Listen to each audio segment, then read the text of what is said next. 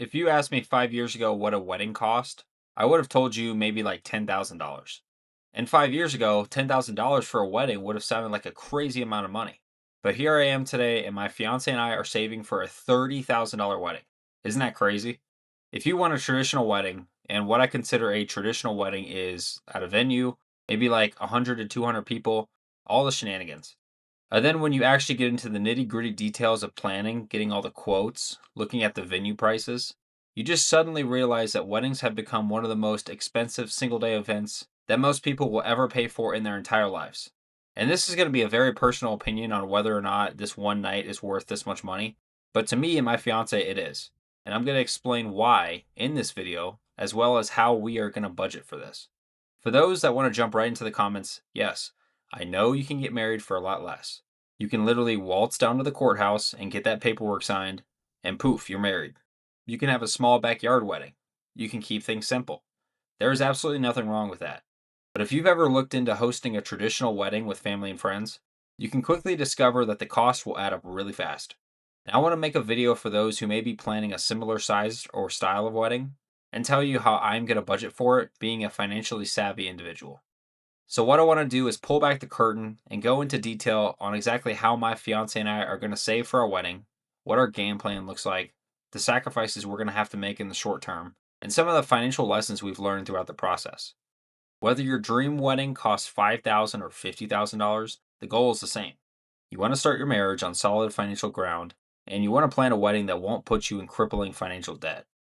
Let's talk about the actual numbers because I know that's probably what a lot of y'all are curious about. The wedding is going to cost right around $30,000, give or take $1,000 or two when everything is said and done. Now, thankfully, both our families have been incredibly generous and are helping us pay for a portion of it. Between our parents, they're contributing $11,500 towards the wedding, which is something we're extremely grateful for, because we would not be able to do a $30,000 wedding without that help.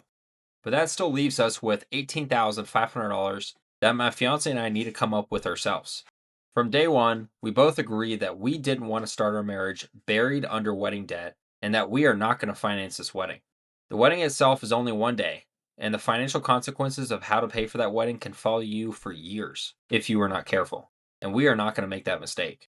So our game plan is actually pretty simple. My fiance and I are going to split everything right down the middle when it comes to saving for this wedding before we merge our finances. We're going 50-50 on the remaining cost of $18,500 and approaching this as a team. Right now, both of us are moving $1,000 per month into a dedicated wedding sinking fund in a high yield savings account throughout the end of the year.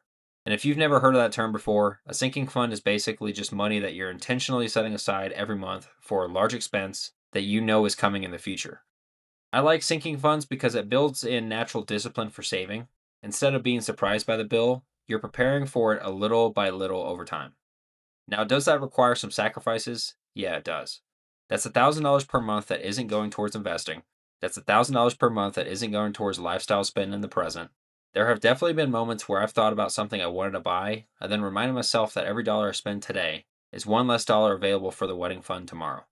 And I have to stay on track for this goal of reaching $9,250 because otherwise I'll be dipping into my emergency fund, and that's a big no for me. While that isn't always fun, it's the reality of prioritizing something like this over other financial goals. The other piece of our plan is using my annual bonus from work next spring as a buffer for any of those last minute wedding expenses that always seem to pop up. If there's one thing I've learned throughout this process so far, it's that weddings have a funny way of costing more than you originally expect. Our wedding right now is actually quoted for like $27,000, but I'm rounding up to $30,000 because I know there's going to be unexpected expenses that pop up. There always seems to be that one more detail that nobody tells you about during the planning process. So rather than pretending those costs won't exist, we're building them into our plan ahead of time and saying this is going to be a $30,000 wedding. I know what some of y'all might be thinking by now. B. Burks, you're the finance guy. You're always talking about investing, building wealth, financial independence, and making smart money decisions. How can you just sit there and justify spending $30,000 on a wedding? That's a fair question because it's something I've thought about myself. But if you've watched this channel for a little bit, you know I'm usually the guy preaching delayed gratification. I'm the guy talking about Roth IRAs, 401ks, ETFs, and the power of investing early. So trust me, there is part of my brain that looks at $30,000 wedding and immediately starts calculating how much that money could have grown over the next 30 years if all that $30,000 was just invested in the S&P 500 and we got married at the courthouse. However, What I've realized as that I've gotten older is that personal finance isn't about maximizing every single dollar at the expense of living your life. If that were the case, none of us would ever go on vacation, none of us would ever buy a nice vehicle, go out to dinner, or spend money on experiences that matter to us because we'd always be thinking about how wasteful spending every dollar today is when it could grow so much in the future if it were invested. We'd all just live in a cardboard box and invest every extra dollar we have into the market. Now, obviously, that's not realistic, and you've got to live life a little bit. And you got to figure out for yourself what is worth spending money on. And for my fiance and I, that's our wedding, and we're not going to regret it. The entire reason I became interested in personal finance in the first place wasn't so that I can accumulate the biggest investment account possible. It was so that I can use money as a tool to build the life that I actually want. And for my fiance and I, having our friends and family together in one place to celebrate the biggest moment of our life, it's something we've talked about extensively and decided it is important to us. If we were financing this entire operation at credit cards at 25% interest, now that would be a different story and I'd be making a completely different video right now. But that is not the case for us. The only reason I'm even comfortable making a decision like this today is because I spent the first half of my 20s going all in on investing and building a strong financial foundation. Throughout my early 20s, there were plenty of times where I was maxing out retirement accounts, investing money when people around me were spending it, and making financial decisions that weren't always the most exciting in the moment. But now at 27 years old, I'm starting to see the payoff from that discipline. I have built well over a $300,000 investment portfolio, and I have taken care of business for the last 5 years to be able to put myself in a position to go all out on a wedding like this because it is important to us. Here's the reality, guys. If I had spent the last 6 or 7 years ignoring my finances, carrying debt, never investing, this wedding would feel completely different and it would hit a lot harder financially. Every dollar spent on this wedding would be stressful if I didn't take care of business first. But because I've spent years consistently investing, building my net worth, and paying my future self first, I can make a decision like this and enjoy it.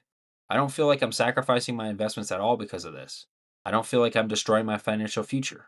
Instead, it feels like I'm using money exactly the way it was intended to be used, as a tool to support the things that matter most to me.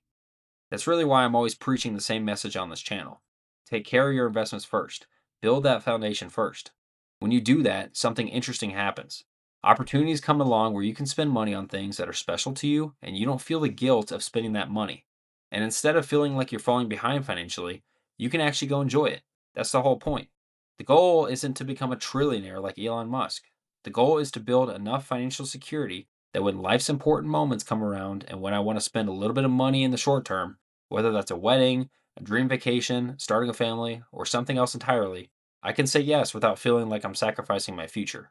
But with all that being said, my fiance and I are still very much in the middle of this process. We definitely don't have everything figured out yet for the wedding, and I'm sure there are plenty of lessons we're going to learn between now and the actual wedding day. So I would love to hear from those of you who have already been through this process before, or maybe those of you that are watching that are currently in the wedding planning process. If you are married, what did your wedding cost, and what are some of the things that you did to keep costs under control? Were there any areas where you found great deals that you wish more people knew about? Were there any expenses that ended up being completely waste of money? Or maybe were there things that cost more than you thought originally? I want to hear about your experiences because we're still planning some parts of it, and I'm always looking for ideas that can help us stretch our dollars just a little bit further. So if you've got any tips, lessons learned, budgeting strategies, money saving hacks, drop them in the comments below because I know I'm not the only person planning a wedding that's trying to do this in a financially responsible way.